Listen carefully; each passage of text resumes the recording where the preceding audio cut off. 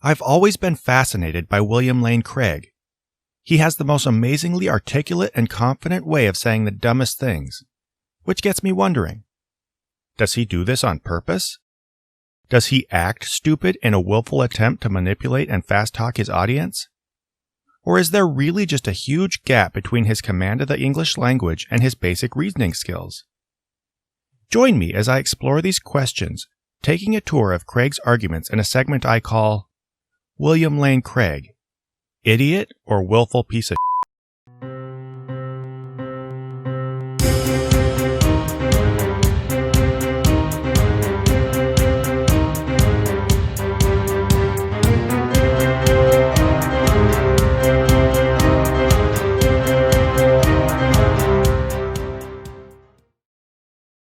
Today we're going to see Craig try to tackle perhaps the most difficult question in Christianity, that of what happens to unsaved people in other cultures who have never heard about God.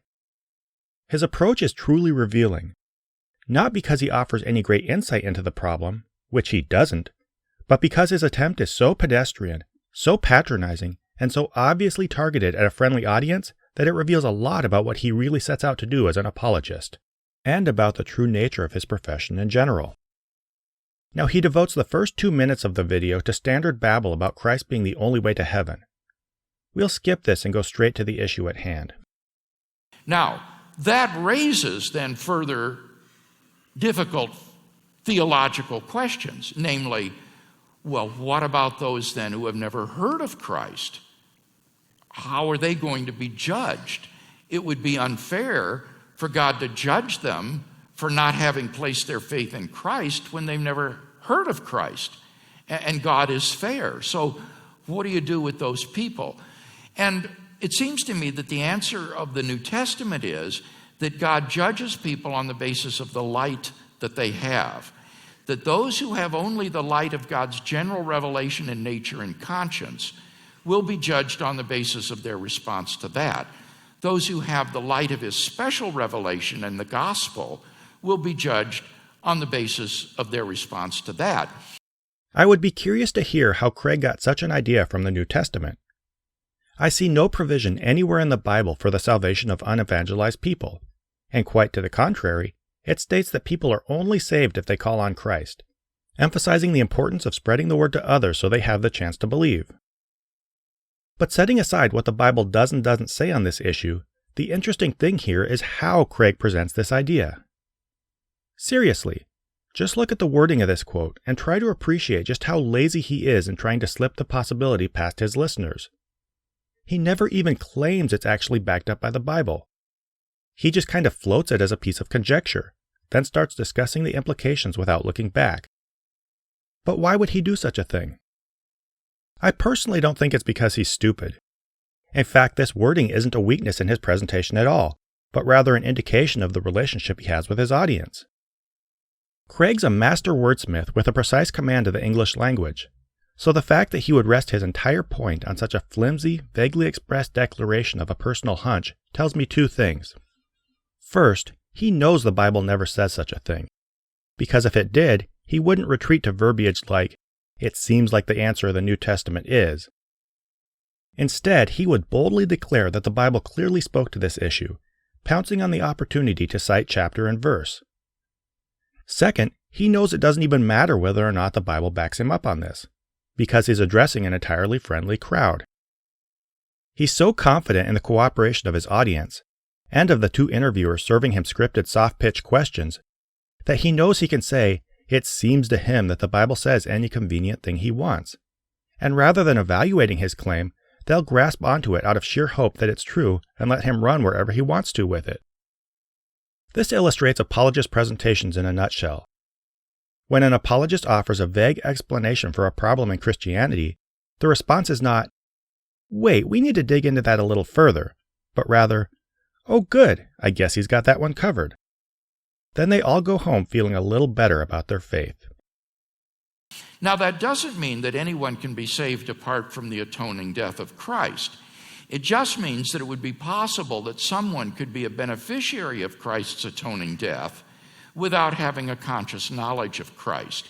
He would be like a person who suddenly discovers that he is a benefactor, or he is in the will, rather, of some rich uncle that he never knew that he had, and is suddenly heir to a huge fortune, even though he never knew he had this rich uncle.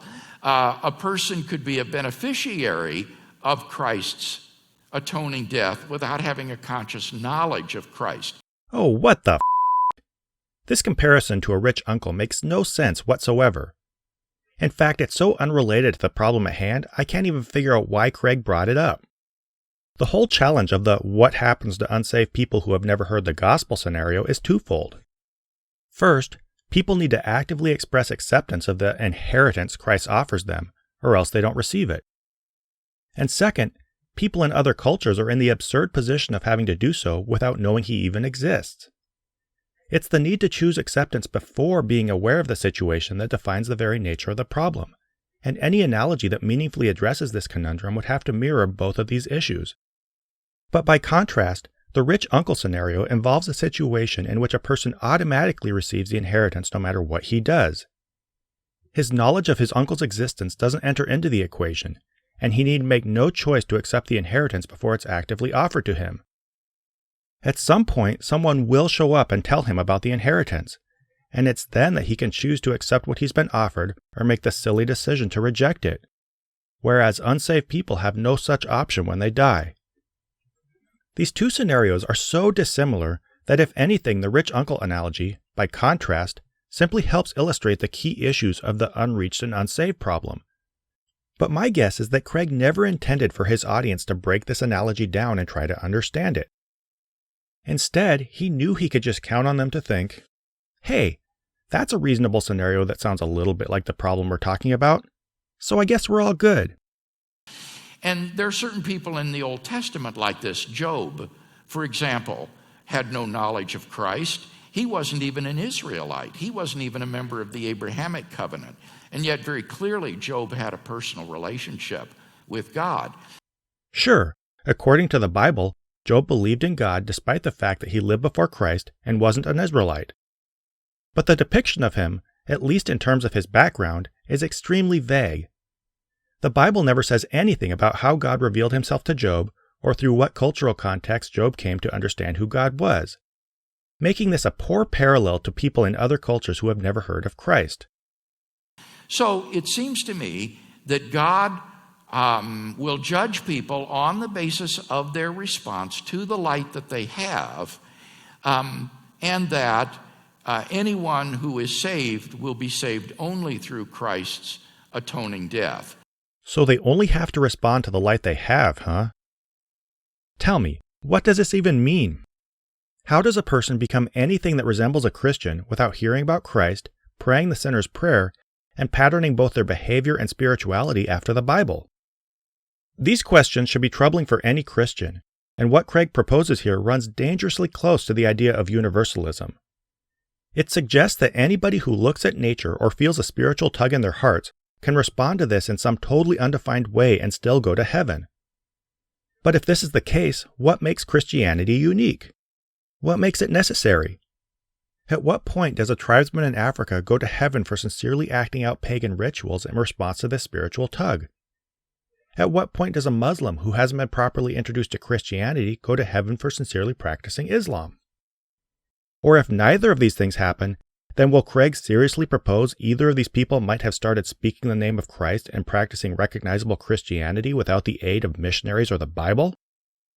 Any simple string of questions such as this will quickly reveal just how absurd, even internally contradictory, Craig's proposed idea is. But the real trick for Christians is not that it's absurd. It's that it fundamentally violates the central teachings they most hold dear, and that define Christianity to begin with. 99% of the time, Christians will stick to their guns on the idea that calling on Christ, specifically and by name, is the only way to get to heaven, and that Christians should practice their faith in a very distinct way that contrasts with other world religions. But as soon as someone points out an obvious situation in which this system is monstrously unjust, they suddenly take it all back and say that it sometimes works differently. The problem is they're at a loss to explain how it could possibly work so differently without undermining the whole basis and identity of their religion. But honestly, I don't even think they care how it would work. They just want to slap any possible explanation on the problem, then file it away where they don't have to look at it again. That's what Craig's trying to get them to do, and that's what apologists, by profession, help their audiences do. Here's the core point, and it should drive how we look at apologists and how we interact with them. Apologists do not intend to debate. They do not intend to engage with experts or serious skeptics, and they rarely mean to address the public in general. They never really dig to the bottom of complex issues because doing so runs contrary to their purpose and to the wishes of their audience. Apologists have one job and one job only: to help believers feel better about what they already believe. And in this presentation, as in others, we saw Craig do that very thing, sometimes assuming premises that would be meaningless to anybody outside the faith, and sometimes offering nothing further than simple suggestion. So once again, let's take this back to our central question. When William Lane Craig basically just told his audience that he kind of guessed the Bible said something that it never says, and that he probably knows it doesn't say, was he being an idiot, or was he willfully being a piece of shit? When William Lane Craig addressed the logical problem of how people can accept Christ without knowing him by using the example of a rich uncle that has nothing to do with this problem, was he being an idiot, or was he willfully being a piece of shit? And finally, when William Lane Craig offered the explanation that people can respond to the light they have, even though this idea makes no sense and fundamentally contradicts the central tenets of Christianity, and he expected his audience to follow along without thinking about it, was he being an idiot, or was he willfully being a piece of shit? I look forward to your feedback. There is no solution to human sin apart from the death of Christ.